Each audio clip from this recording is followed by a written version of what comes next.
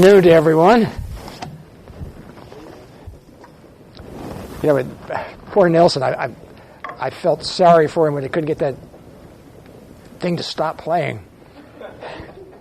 It reminded me of an experience we had back in St. Petersburg at the Feast of Tabernacles. It must have been back in, probably 80, 81, somewhere around there.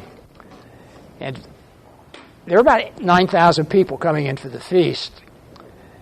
And we had a pre-feast meeting of all the department heads. And so we're sitting there. Bob Jones was the pastor, and he was the festival elder. And he went around to each department head. And he said, well, how's everything? You got all the security taken care of? You have the offering taken care of? And he came to Ron Peterson. And he said, Mr. Peterson, how are we doing with the electronics? Everything up and running with the electronics? And he said, oh, sure, everything's perfect as long as it works.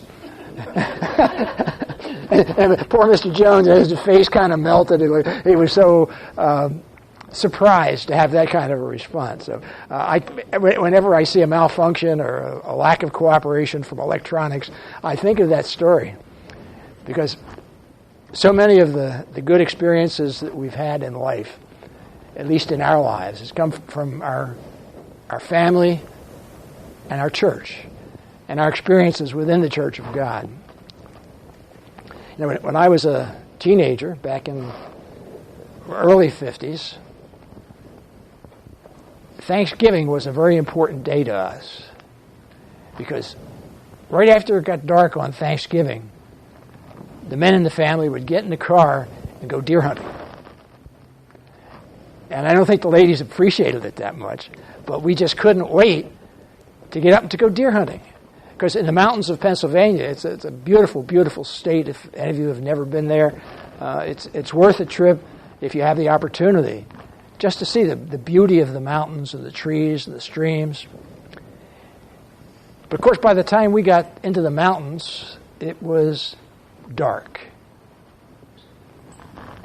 And the roads, the state roads and the federal roads did not have lighting at that time. Street lighting was rare. You had to get near the cities. You had to get near the towns in order to have street lights. And I can remember driving through these beautiful, dark, brooding mountains at night. And as we would come up towards the top of a hill, it would start to get light. We would see light, illumination, coming from towns. And there weren't that many towns along that road, maybe 5 in the 150 miles that we traveled. And as you come over the top of the mountain, and there was this lovely city, lovely town, lovely community, very peaceful, very quiet. And it was, as a young teenager, it was inspiring to me just to see how nice it was to experience coming to the light there.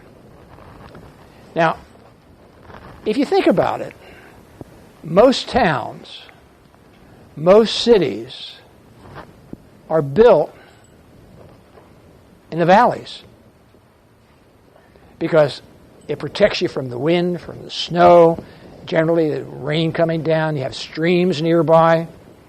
It's very comfortable living in the valleys. But have you ever seen a city on top of a hill?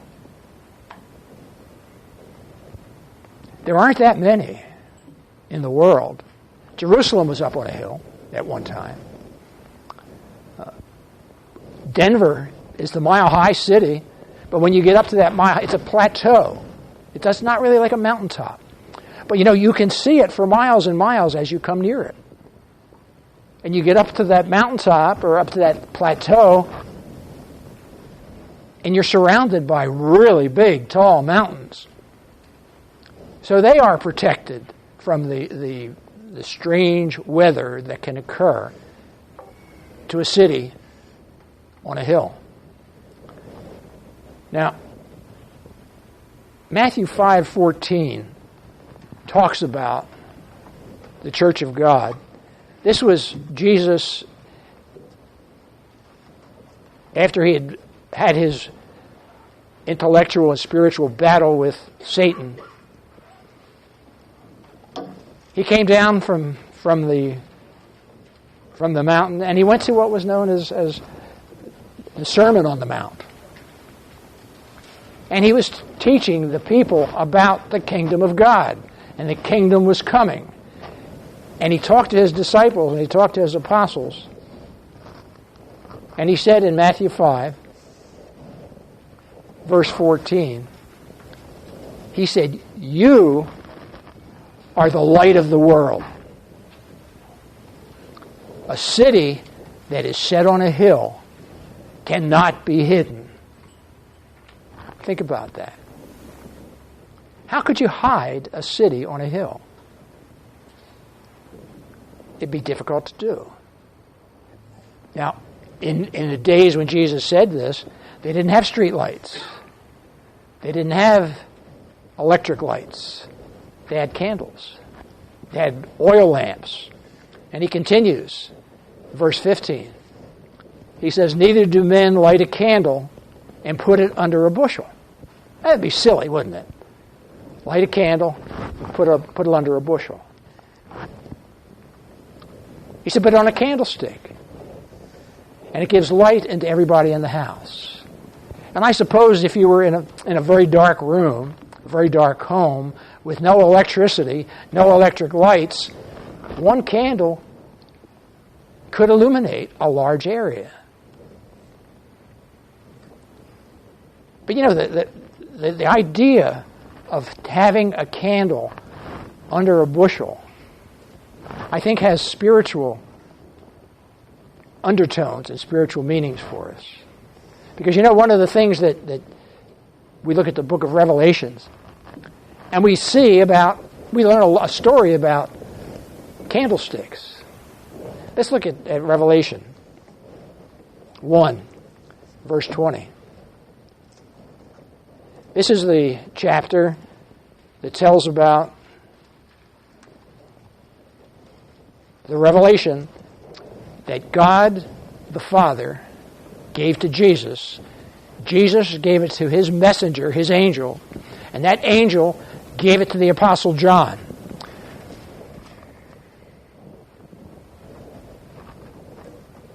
And in verse 20, well, actually, we can start back before verse 20, where he talks about 7 candlesticks. He says in verse 10, he says, "I was in the Spirit on the Lord's day, and I heard behind me a great voice as a trumpet, saying, I am Alpha and Omega, the first and the last." And then he goes on to tell John that there are certain things that he had to do. He says, "I send you unto the churches which are in Asia, Ephesus, Smyrna, Pergamos, Thyatira, Sardis, Philadelphia, and Laodicea." He says, "And I turned," in verse 12, "to see the voice that spoke to me.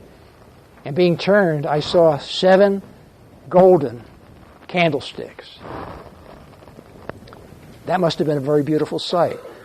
7 candlesticks made of gold. And when we see the analogies later on, I think we can appreciate more deeply what he's talking about here. He says in the middle of the 7 candlesticks, one like the Son of Man. And then he goes on and it talks about, it gives a description of Jesus. And he says, "Write these things which you have seen," in verse 19, "and the things which are, and the things which are shall be hereafter. The mystery of the 7 stars which you saw," and there were, you see, on top of each one of these golden candlesticks was a star shining. And it was a representation, obviously. It was not a real star, but it looked like a star. And it was probably twinkling very beautifully. He says, the 7 stars which you saw in my right hand, and the 7 golden candlesticks. The 7 stars are the angels of the church. So each one of these 7 churches that were going to be talked about had their own angel as their own messenger. He says they're the angels of the 7 churches. And the 7 churches, or the 7 candlesticks which you saw, are the 7 churches. Think about that. 7 churches with an incredible job to do. These were probably the very first 7 churches in Asia, as far as we know. And John was given a message for these churches. Now let's back up, let's go forward a couple thousand years. From 90 A.D., here we are in 2013, going on 2014 pretty soon. And we don't have just 7 churches. And some have taken these verses to refer just to, although it speaks to just 7, represents all of the churches of God. And I don't have a problem with that.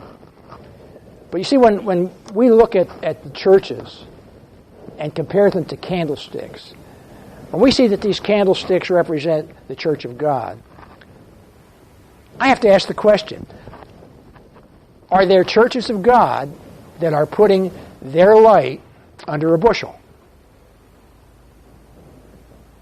You don't have to answer that. It's a rhetorical question. Are there churches that have their light under a bushel? Some churches, you can't go and you can't drive into the town and pick up the phone and say, "Hi, I'm going to be in town for a couple of days. Can I come by, attend church with you?" Well, who are you? Have you been approved? Are you part of our? Are you on our computer list? I see some people who may have even experienced this at one time. That's not the way Jesus wants his church to behave. But I've got to ask the question, has the church of God been a real city on the hill? Has it let its light shine to the whole world? What about the Church of God in Miami? Church of God in Auburndale, where we attend. Are we being like a city set on a hill? And today I'd like to discuss this subject of a city on the hill because, we are supposed to be the light to the world. And when we see the way some of our, and this is not a criticism of anybody or any particular church, but there are not very many churches that in the Church of God families that would allow us to hire a van and come up to Auburndale and just meet with a group of people that you don't usually meet with, or go to over to Clearwater, Largo, Pinellas Park to have a feast together with 4 or 5 different churches. Churches that don't normally meet together on a regular basis, may not even know what each other church believes in a minor sense. In the overall sense, yes, we know what our churches all believe. But the fact that we can be together as brothers and sisters in Christ, I think is important to Jesus of Nazareth. He didn't die just for Worldwide Church of God. He didn't die just for Church of God International or just for the Church of God in Miami. He gave his lifeblood for every man, woman, child on the face of the earth, regardless of their race, their color, their language. Jesus Christ gave his life for them, for us. And as we heard in the hymn, he knows our name. He knows who we are. He knows what we do. He knows how we serve him. Now, are we serving him the way he wants us to? Now, without regarding the integrity or the conversion of the shepherds of the Church of God, God has allowed certain things to happen within the church that if you and I were running things, we would never put up with some of the things that Jesus endures. But there are some who lead the flocks who lead them astray. The flock has been scattered in so many small flocks that it's difficult to look around the world and find God's church, just small pockets, like gold in the mountain waiting to be discovered. And we have to ask ourselves, what are the fruit of the scattered flocks? Well, in order to understand that, we have to understand the different kinds of shepherds that there are. See, the Bible talks about three kinds of shepherds. There are good shepherds, represented by Jesus Christ, and those who serve him faithfully. There are worthless shepherds, and you can, if you're interested, do a study on that word shepherds, and see if all three of these are not part of God's description of the shepherds of Israel's flock. Worthless shepherds. They have no works. They don't accomplish anything. They have a good time, maybe. And then there are hirelings. There are people that will say, and I have heard ministers say this, I can teach anything that church wants me to teach as long as they pay me. And you and I, brethren, are in a position where we need to be exercising our discernment. Because Christ warned his disciples, look, there are going to be worthless servants. There are going to be worthless shepherds. Let's look at Matthew 5:17 for a minute. Matthew 5:7. I'm sorry, I misspoke that. Matthew 5, verse 7. We just left there, and now we're back to it.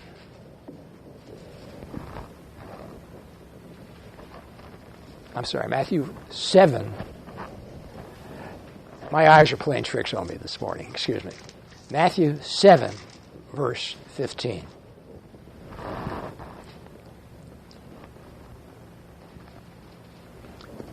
Jesus is again speaking to his disciples and telling them the things that they needed to know to be prepared for what was coming. In Matthew 7, verse 15, he says, beware of false prophets. Now, you might say, well, why would he warn them about false prophets? Has anybody in here seen false prophets in the past 5 years? Maybe not in here, but they've been in the world. They said, Christ is coming next month. Let's all go off to Belize or someplace else. Let's be ready for his coming. Beware of false prophets. There are false prophets who will mislead us if we allow them to.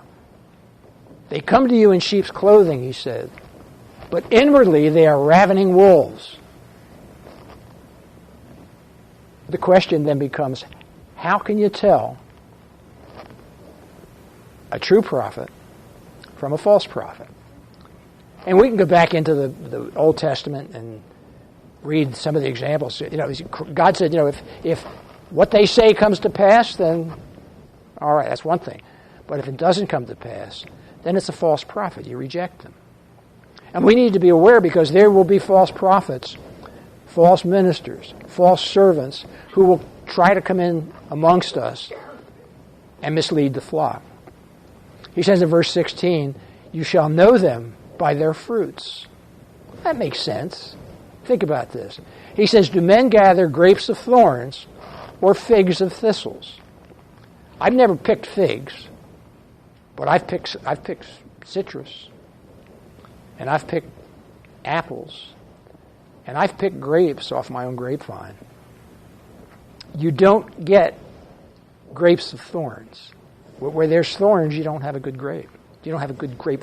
Now, maybe for some things it might be okay, but not a good grape for wine. Not a good grape for jelly or jam. He says, know them by their fruits.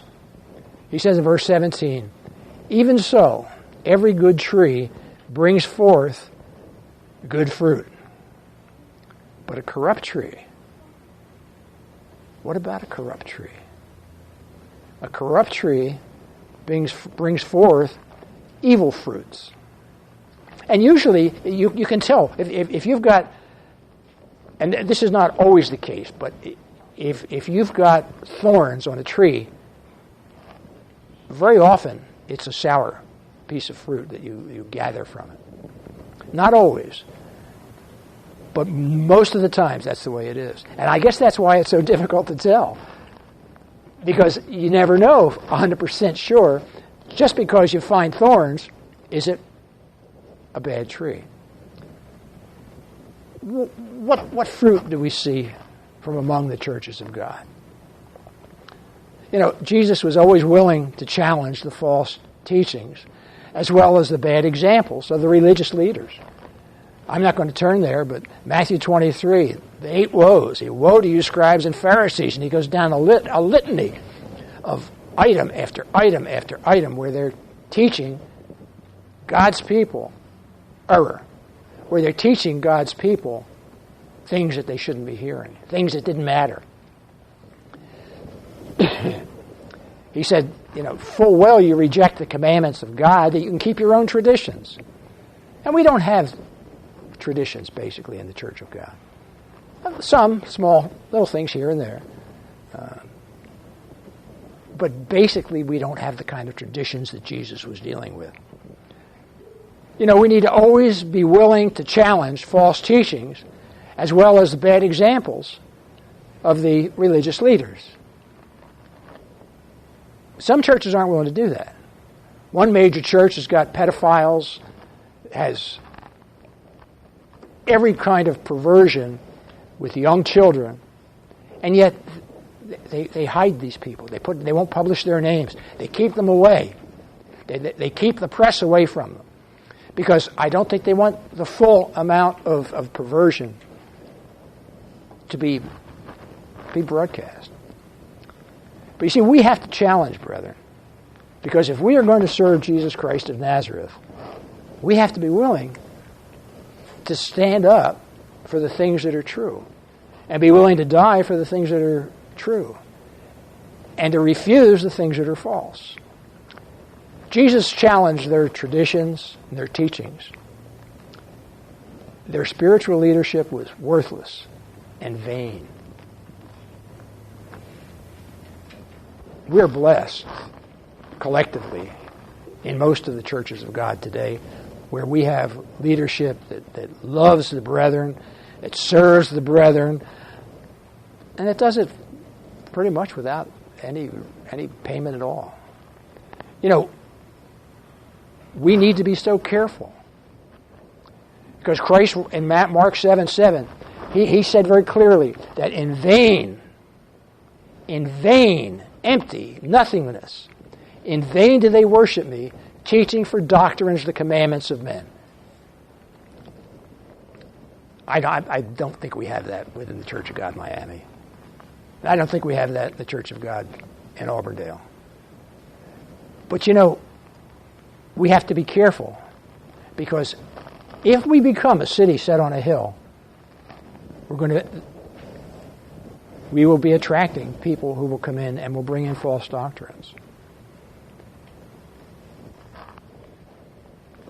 The churches today relegate God's commandments to the dustbin of history. They're done away with. You don't have to keep those commandments because they have been taught that the Old Testament is done away. You only have to be concerned with the New Testament.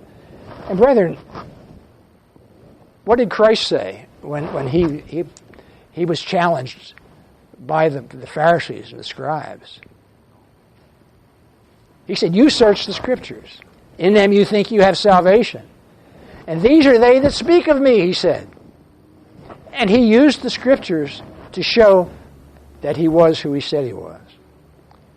God's laws were given to Israel to teach them how to live, to teach them how to receive great blessings. Here's the way it was supposed to work. And I'm sure you know these things, and I'm sure this is very basic, but maybe some of the children haven't heard this. God gave his laws to Israel so they could be blessed. Keep my laws, be blessed.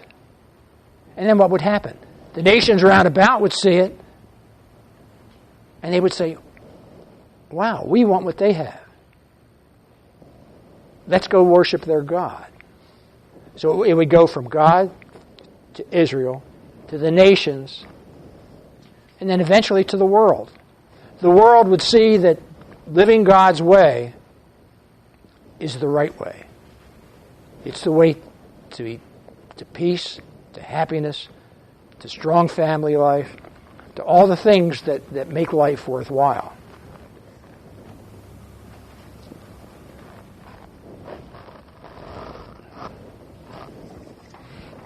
Israel was supposed to be a city set on a hill. And they failed miserably, didn't they? Because physically, they never kept the laws. Spiritually, they never understood the laws. And the day is coming at the resurrection of the dead, when they will have an opportunity through God's Holy Spirit leading them and through the Church of God teaching them, they will learn the spiritual meaning of the laws that they rejected. You see, God doesn't give you the spiritual law. He gives the physical law. And when we keep the physical law, we then can see the spiritual reasoning for them. We can see the spiritual value to them. We learn spiritual from the physical. What does it take to be a city on the hill? Let's look at Deuteronomy 4 for a minute.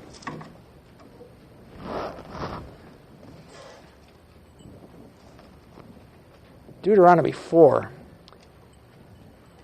you will probably recall that the book of Deuteronomy means second law. This is when Moses reiterated all of the laws that God had given him and put them into one book. And Israel was to have a very strong part in what was going on here. Because there they were a couple million people wandering in a desert. And here's God feeding them every day. Bread, water, quail. They were being fed miraculously. And do you think those people around about didn't notice that, didn't see that? Of course they did. Of course they did. Let's look at verse 6 of Deuteronomy 4, starting in verse 5. He said, "Behold, I have taught you statutes and judgments, even as the Lord my God commanded me, that you should do so in the land, wherever you go to possess it. Keep therefore, and do them, for this is your wisdom and your understanding in the sight of the nations." The nations would see, and they would say, "Wow, surely this great nation is a wise and understanding people." Verse 7, "For what nation is there so great, and who has a God so near to them, as the Lord eternal our God is in all the things that we call upon him for?" I'd like to read from Adam Clarke's commentary about this particular verse, because it gives us an historical insight into what they were dealing with. He says, "There was no mode of worship at this time on the face of the earth that was not wicked, obscene, puerile, juvenile, childish, silly, foolish, or ridiculous. They were all that way, except that established by God himself among the Israelites. And every part of this, taking in its connection and reference, may be truly called a wise and reasonable service." Now, when you're young, and if every time you reached for something that wasn't good for you, a hand came out and went, "Stop, no." Pretty soon you'd stop reaching. And parents sometimes play games with their children, They say, "This child is curious. He wants to touch and smell and feel everything." And sometimes you have to let the child get a little burnt. Ooh. They learn real quickly that without being injured, they learn that, there's some things that when mom and dad say no, they mean no, for my good. Right? Now, Adam Clarke brings this out in his commentary. You see, God set up a very natural progression of the way things are supposed to work. From the Father to Jesus to the church to the nations and then to the world. God wanted then, and he wants now, to be near his people. He wants to be near each one of us here in the Church of God, Miami. And he wants to be near each one of us in the Church of God in Auburndale and in Largo and in all the different churches that are up and down the coast. There are probably 10 or 12 different churches of God, and most of them don't talk to one another. That's got to be a very, very sad event in God's eyes. God wants us to be his people, and yet we can't get along together, it seems. He said in verse 7, I'll read it again, "For what nation is there so great who has a God so near to them as the Lord our God is in all things that we call upon him for?" God wanted to be near them and for them to be an example to the nations around about them. They were supposed to be a city set on a hill.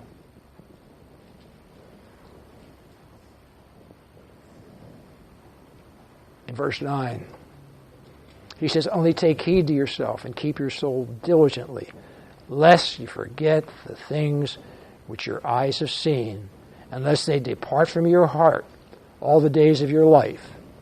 But teach them to your sons and your sons' sons." And that has happened in some families. And it hasn't happened in others. But there are some church leaders who have driven a wedge between parts of the body of Christ. They divide and they conquer. They don't very often try to unite. And you and I are blessed that we fellowship with a corporate group that does that. They want us to be in union, in unity, together. They want us to be a city on a hill. And you want to know something? I'd always, and this just came to me, that when you read that, being a city on the hill, we think of being a light to the world. Well, maybe our job is to be a light to the church by letting our light shine before the other churches of God, that they can see, that they can understand that it's not just about the money. It's about God's people.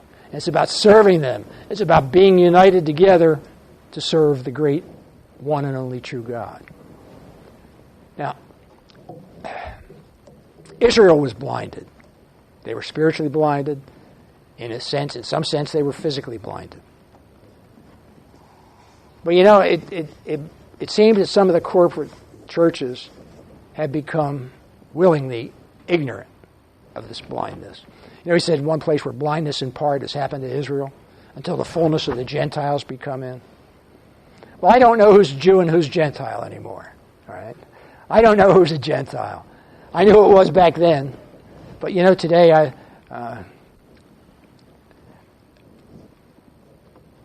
I guess I won't hurt if I get a little bit personal.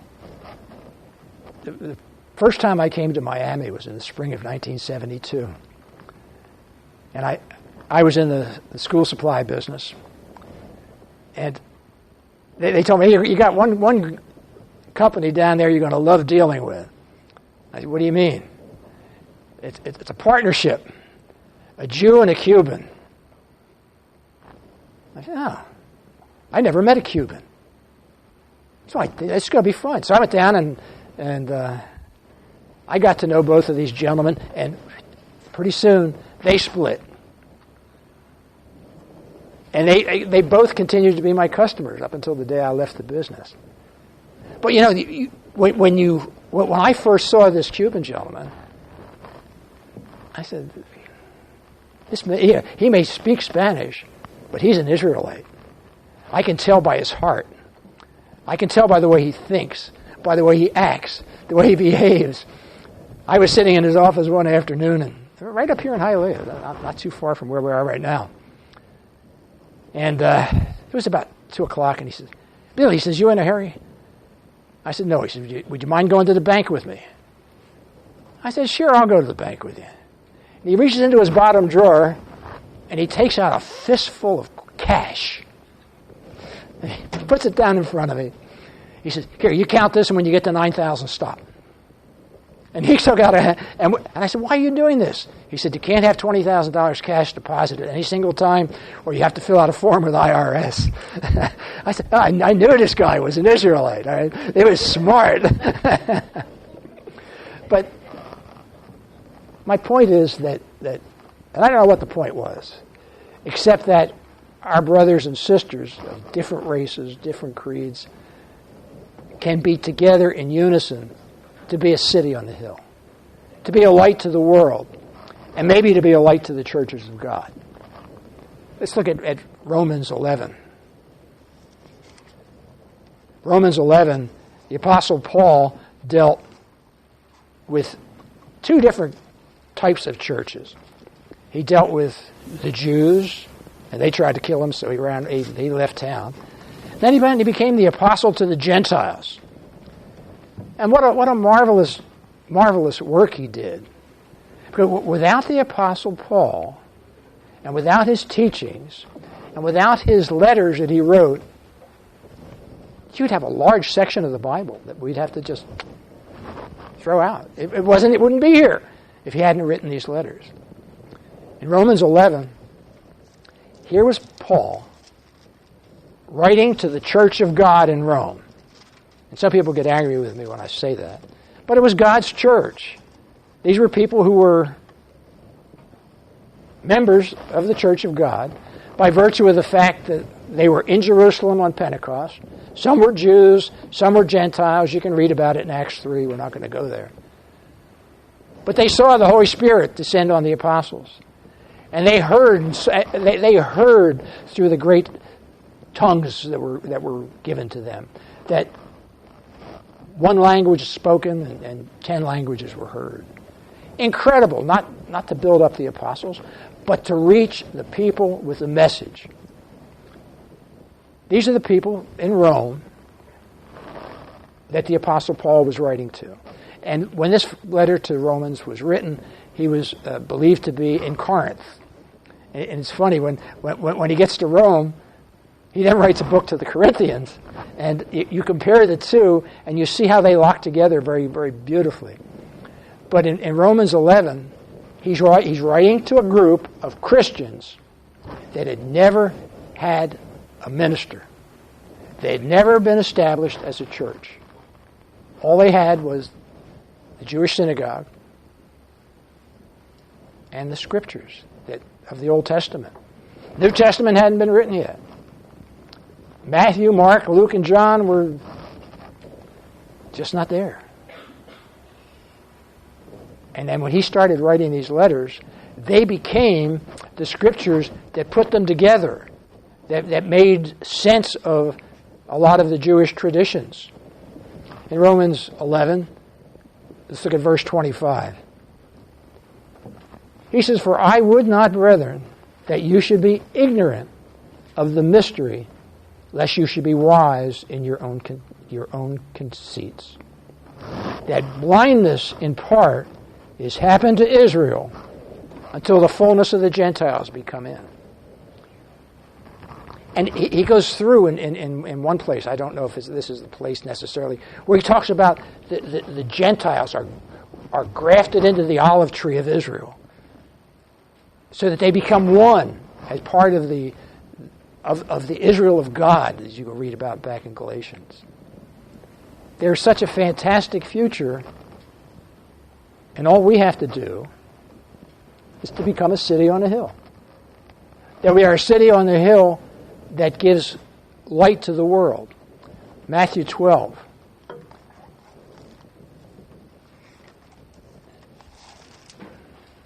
In Matthew 12, Jesus talks about an example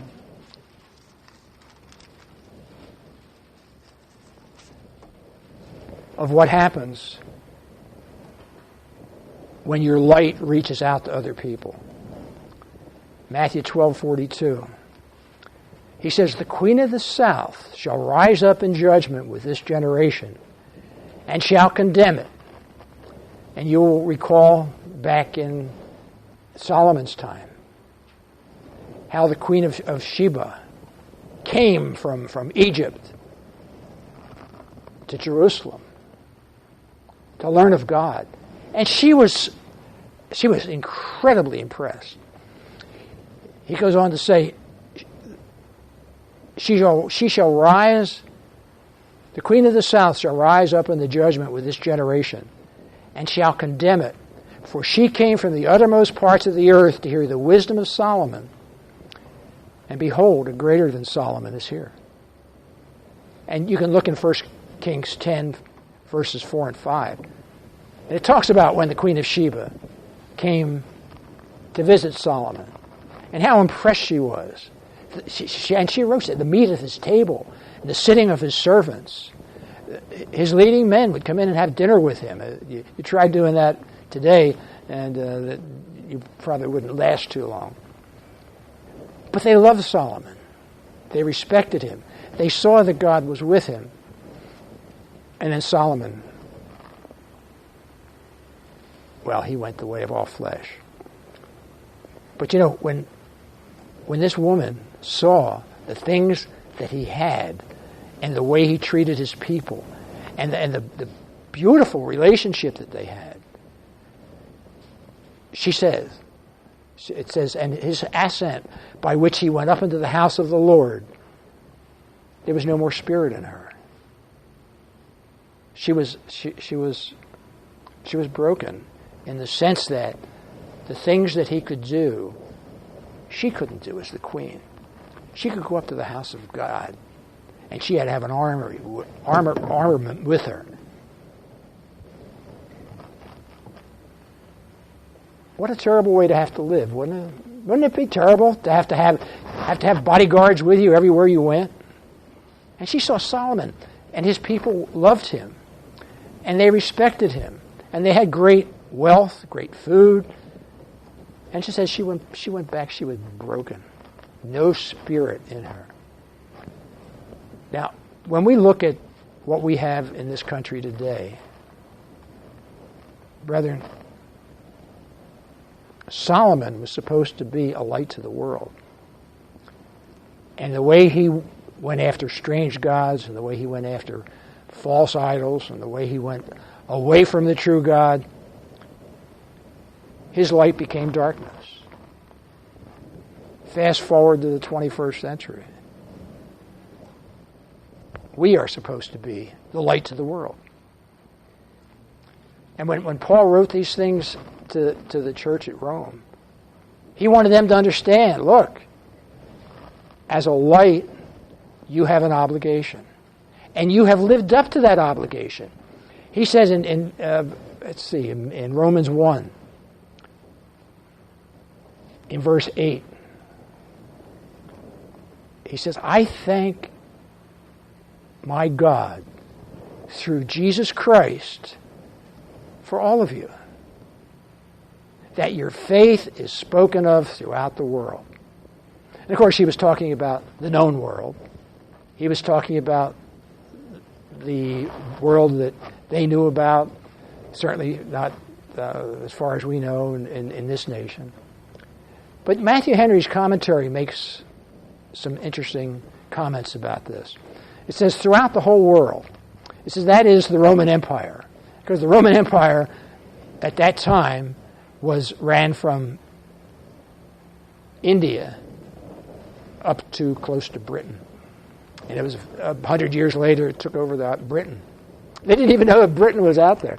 We were watching a National Geographic show the other night, and they thought that that world was what they could see. It was the Egypt, Africa, Asia, and Europe. That was the whole world. And then they found out there was another world out in the English Channel. And it was a surprise. And of course, being the loving, kind person that he was, Caesar said, I got to have that. And then he went to war with them for 100 years. So when he says that they were being spoken about throughout the whole world, he's talking about the whole known world at the time. And he said, into which the Roman Christians, upon Claudius' edict to banish all Jews from Rome, they were scattered. Now, why would the Christians be scattered when the Jews were driven out? Well, the reason was that they were meeting together. There was no separation. The Christians were attempting to teach the Jews that Jesus the Messiah had come. And the Jews were saying, no, he's still coming. And eventually they got to the point where they had to separate. They couldn't stay together because they were too far apart. But you see, they were now back in Rome. And their mercy and their love and their kindness was spoken out through the entire nation. He says they left a very good report behind them wherever they had been in all the churches. And there was this good effect of their sufferings. If they had not been persecuted, if they had not been famous, they would never have been heard of. But they were persecuted, and the persecution is what made them famous. You see, this was indeed a good name, a name of good things with God and good people. As the elders of old, so these Romans obtained a good report through faith. And you can read in Hebrews 11, about the faith of God's people going all the way back to Enoch. Didn't take a lot. It took just enough to get the word onto these pages so that you and I would have something to look to. You see, they were a city set on a hill. Just one or two men, one or two women of honor who served God. They were a city on a hill. John 17 puts a challenge to the church. John 17. This was Jesus' last prayer the night before he was crucified. In John 17, he's praying to his Father, verses 1 down through 22. And in verse 23, he says, I in them, and you in me, that they may be made perfect in one. He was praying for a perfection and a unity in his church that could only come from the blessings of God. The world may know that you have sent me, and you have loved them as you have loved me.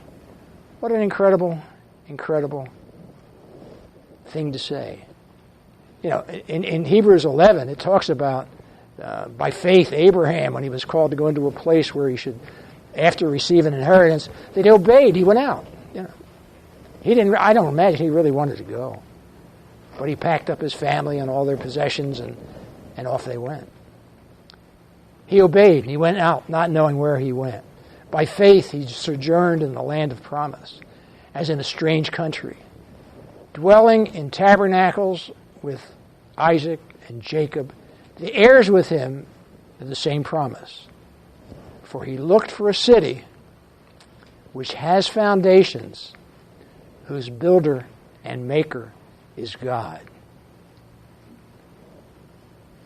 Are we going to live in a city on a hill? Are we going to be a city on the hill? This is what it takes. It's going to take God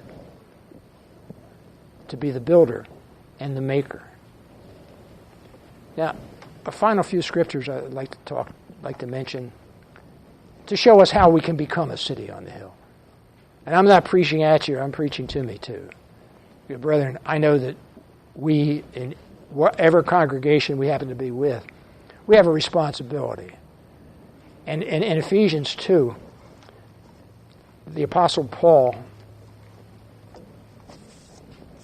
writes some things that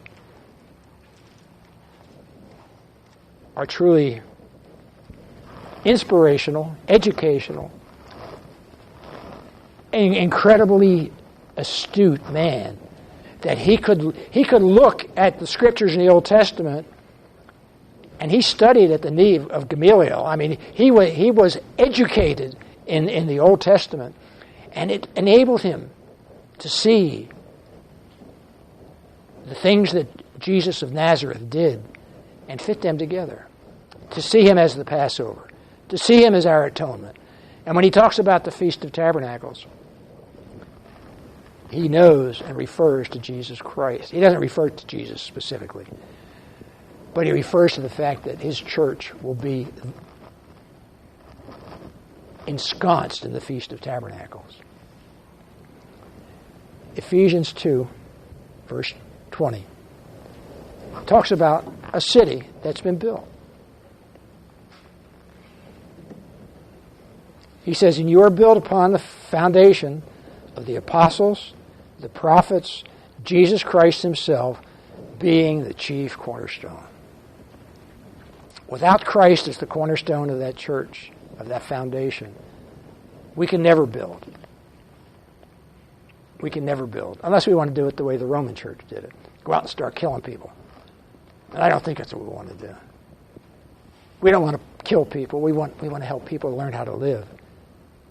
He says, in whom all the building, fitly framed together, grows into a holy temple in the Lord, in whom you also are builded together for the habitation of God through his Spirit. Are we going to be a city on the hill? How do you become a city on the hill?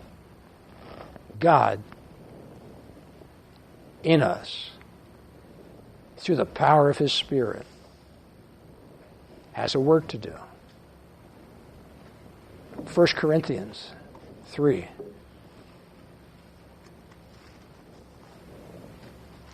And it's believed that this 1 Corinthians was written from Rome.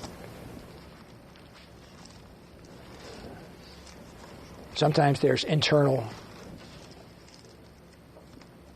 indications, sometimes not. But in 1 Corinthians 3, starting in verse 9, he shows that, brethren, you and I have a work together. You here, me in Auburndale, wherever God's people are scattered, we have a work together. For we are laborers together, not with us, but with God. God is the one that's doing the building. God is the one that does the strengthening. God is the one that unifies. God is the one that leads. And we're just workmen together with him. Boy, I don't know about you, but that gives me goosebumps. God's working with me and working with you that we can be together in one. He said, we are laborers together with God. You are God's husbandry. You are God's building, according to the grace of God which is given unto me.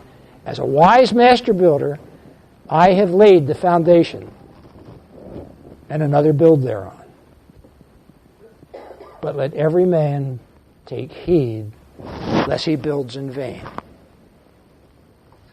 What do we have to do in order? What do we have to do in order to become a city on a hill? Well, it's easy and it's hard. It's easy and it's difficult. How can the Church of God, Auburndale Church of God, become a city on a hill? How could the Church of God Miami become a city on a hill? Well, the first thing we have to do is ask for God to open doors for us. You know, we're all doing little things. Have him open doors for us. Maybe it's through your radio, internet, booklets, public opportunities. Ian Boyne down in the Caribbean has done an incredible job in building a church that well, obviously he's acting as a tool of God to bring hundreds and hundreds and hundreds and hundreds of people into a feast, into a weekly Sabbath service, because he's telling them things that they never learned before, things they didn't know in church. There's a funny story, and I will digress for a minute if you don't mind. There was, before the Church of God of this current era started, there was Church of God Seventh Day, and they still exist. They're still they're in Denver, Colorado, I believe, is their headquarters. And they had a couple of evangelists that they sent out to different cities, different towns, with tent meetings, revival meetings. They didn't have TV, they didn't have internet, didn't have any of those things. And they would go in and have a tent meeting, and the people were upset with the things that they were being taught.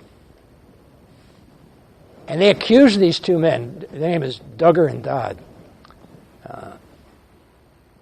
They accused them of preaching from a different Bible than they were preaching from. You got a different Bible than we've got. Our Bible doesn't say any of the things that you're saying. And there was a reason why they were confused. But what they did, they went out and they hired a notary public to sit down with their Bible and the people's Bible. And he compared them and came back with a report about 3 days later. Said, no, they're exactly the same Bible. And they couldn't figure out why they had never heard the things that were being taught to them at those meetings. And when you understand the liturgical calendar that the Roman Church introduced, and that most of the churches follow, there are scriptures that they never have read to them. And they're here if you are ever in a position to discuss this with some of them. It's going to go right over their head because they've never had a foundation to understand the truth of God. You know, you and I are blessed because we have an opportunity in our daily lives, if maybe not to be a city on a hill, at least to be a light on a candlestick. And it's not easy to do. It's not easy to do when people are anti-God, when they're so immersed in this world, they've been so deceived that they don't know how to they don't know how to live anymore.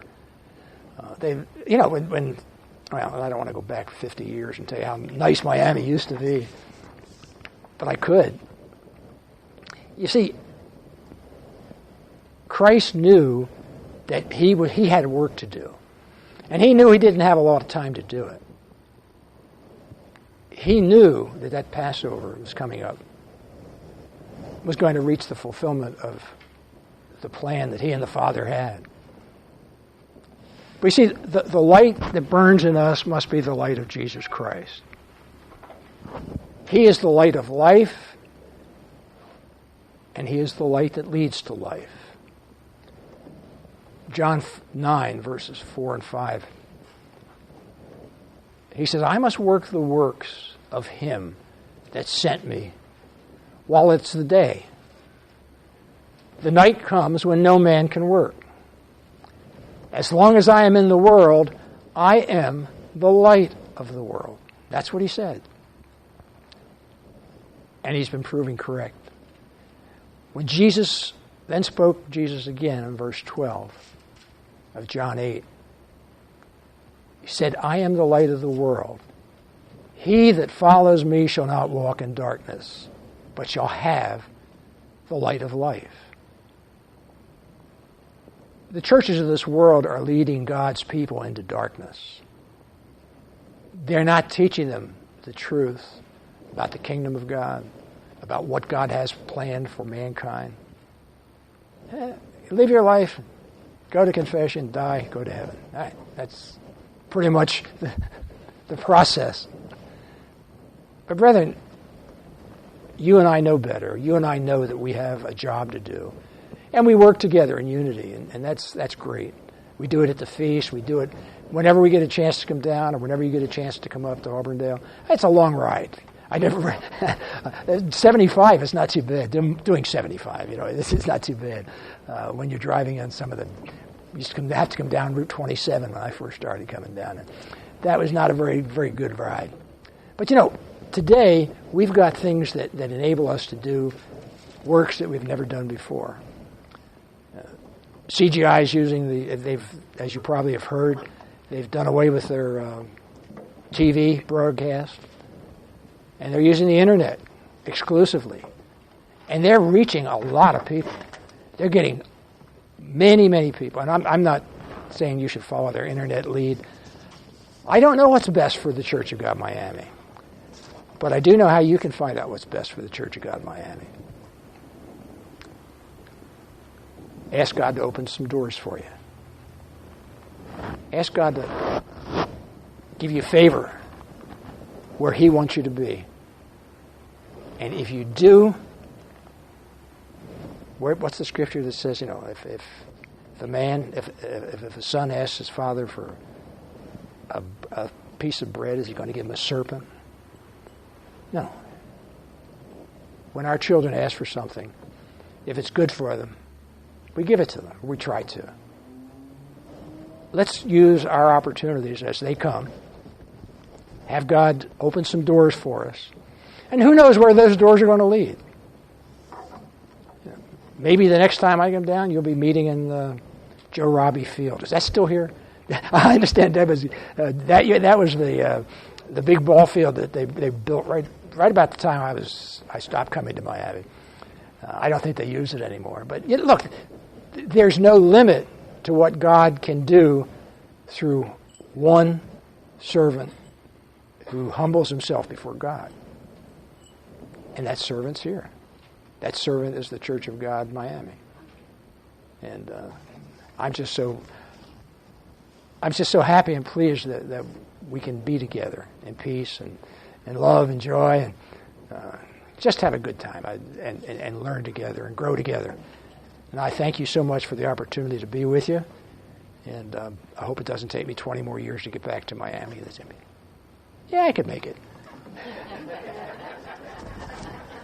Yeah.